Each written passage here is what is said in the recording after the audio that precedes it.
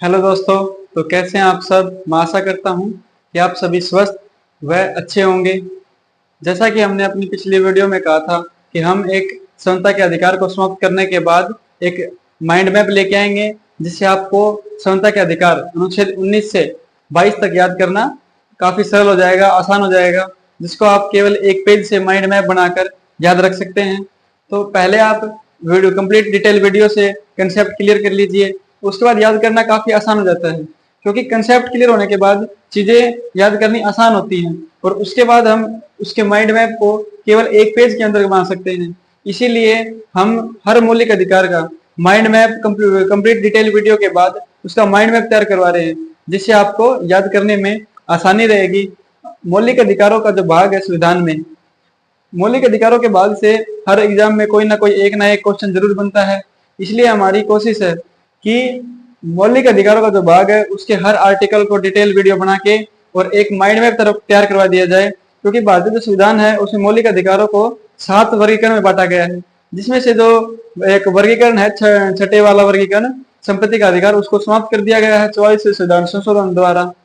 तो अब जो वर्गीकरण बचे हैं वो केवल 6 बचे हैं, जिसमें से हमने समता का जो अधिकार है आर्टिकल 14 से 18 तक उसको हमने समाप्त कर लिया है और उसको एक माइंड मैप के जरिए केवल 1 मिनट में याद करने के लिए बना दिया गया है, प्रस्तुत कर दिया है, आपके सामने अपलोड कर दिया है, जिसकी शॉर्ट भी अपलोड है और उसकी डिटेल वीडियो भी अपलोड है। अगर आप डिटेल कंसेप्ट समझना चाहते हैं तो उसे अपनी वीडियो देख सकते हैं। अगर आप केवल 1 से 2 मिनट के अंदर रिकेप करना चाहते हैं तो आप शॉर्ट वीडियो से रिकेप कर सकते हैं और अपने जो नोट्स हैं, अपनी किताबें हैं, उसमें केवल एक माइंड मैप बना सकते हैं, जिससे जो केवल पूरे के पूरे मौलिक अधिकारों के बाद के 6 माइंड मैप बनेंगे। क्योंकि जो वर्गीकरण है मौलिक अधिकारों का वो 6 ही है, इसलिए हर एक जो आर्टिकल है उसका एक माइंड मैप बनेगा और एक माइंड मैप के जरिए आप उसको एक्टिव रिकॉल कर पाएंगे। क्योंकि देखिए, इतना समय नहीं रहता है कि हर समय आप जो डिटेल वीडियो है उसको देखेंगे, डिटेल जो कंसेप्ट है उसको समझेंगे।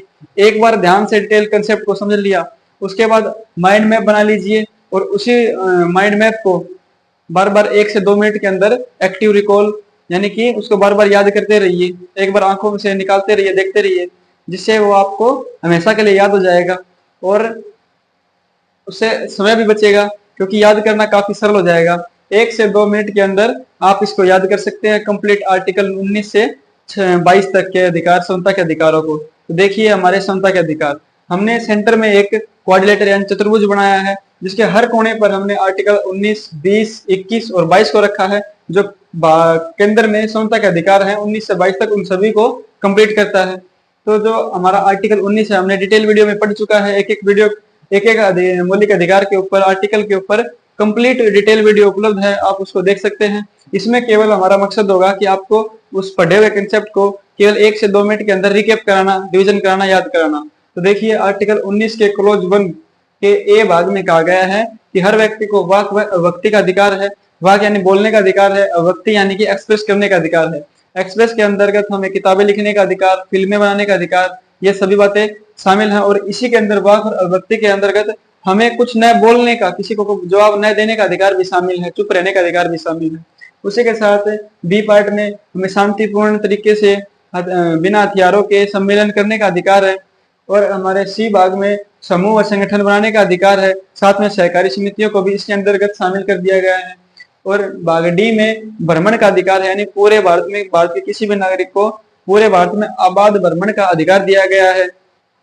ई पार्ट में हमें हर व्यक्ति को, भारत के किसी भी नागरिक को निवास करने का, अपना कहीं भी आवास बनाने का अधिकार है। दोनों अधिकार हैं, ये भारत में एकता और अखंडता को बनाए रखने के लिए दिए गए हैं, क्योंकि ऐसा कहा जाता है कि भारत अनेकताओं में एकता वाला देश है, यानी विविधताओं में एकता वाला देश है। हम हमारे देश में अनेक जाति धर्मों और अनेक विचारों के, अलग अलग विचारों के लोग रहते हैं, लेकिन फिर भी हम एक विशाल भूभाग में एकता के साथ रह रहे हैं। और जो एफ भाग है वो संपत्ति का अधिकार था, जिसे समाप्त कर दिया गया है 44वें संशोधन द्वारा 1978 में। उसी के साथ जो आजीविका, वृत्ति और व्यापार का अधिकार वो भाग जी में है। तो इसी के साथ आर्टिकल 19 को हम याद कर सकते हैं आसानी से। अब आता है आर्टिकल 20 क्लोज 1, जिसमें बताया गया है कि जो भूतलक्षी विधि से संरक्षण, भूतलक्षी विधि से संरक्षण का मतलब यानी कि किसी को जो दंड दिया जाएगा वो पहले की विधियों के आधार पर नहीं दिया जाएगा, वर्तमान विधि के आधार पर दंड दिया जाएगा। उसी के साथ जो क्लोज 2 है उसमें बताया गया है दोहरे दंड से संरक्षण, यानी किसी व्यक्ति को एक अपराध के लिए एक ही सजा दी जाएगी, ऐसा नहीं है कि एक व्यक्ति को हर अपराध के लिए, उसको पहले के अपराध के लिए भी अलग से सजा दी जा रही है और जो उसके वर्तमान अपराध है उसके लिए भी अब अलग से सजा दी जा रही है। इसलिए कहा गया है कि दोहरा दंड नहीं दिया जाएगा किसी व्यक्ति को, केवल एक दंड के लिए, एक अपराध के लिए एक ही दंड का प्रावधान होगा। उसी में क्लॉज 3 में बताया गया है कि स्वयं के विरुद्ध गवाही से संरक्षण होगा, यानी आपको कोई भी यह मजबूर नहीं कर सकता है स्वयं के प्रति गवाही देने पर या फिर कुछ भी कबूल करने पर।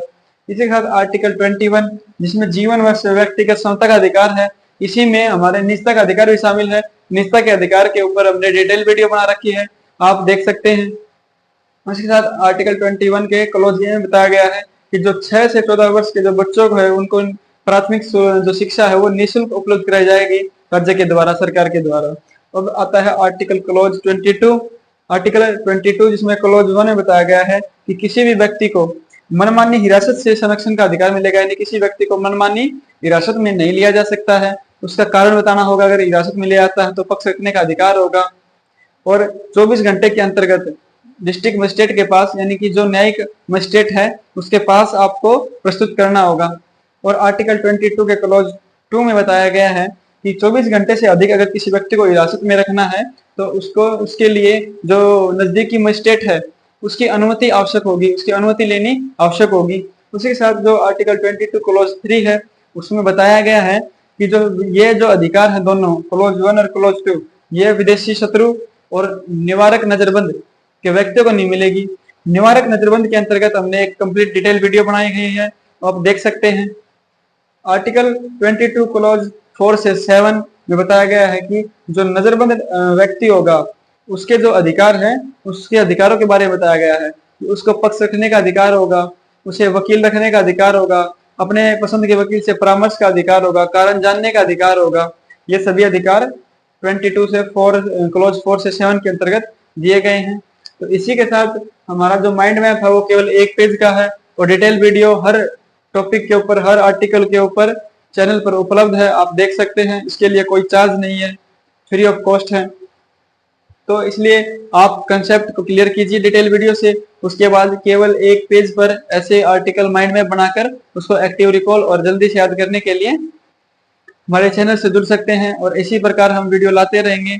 अब हमारा ये पॉलिटी का जो सेशन है ये जब भी खत्म होगा उसके बाद हम एक नए विषय के ऊपर, हो सके तो ज्योग्राफी के ऊपर या इकोनॉमी के ऊपर या फिर वर्ल्ड मैप या इंडिया मैप, इसी प्रकार की पहलों के साथ हम आपके साथ अपने विचारों को साझा करते रहेंगे। अपने जो जीवन के अनुभव हैं, जो अल्प ज्ञान है, उसको आपके साथ साझा करते रहेंगे। और शिक्षा को, हमारा मकसद शिक्षा को मुफ्त बनाना है, शिक्षा को फ्री ऑफ कॉस्ट बनाना है, ताकि सभी व्यक्तियों को शिक्षा उपलब्ध हो सके।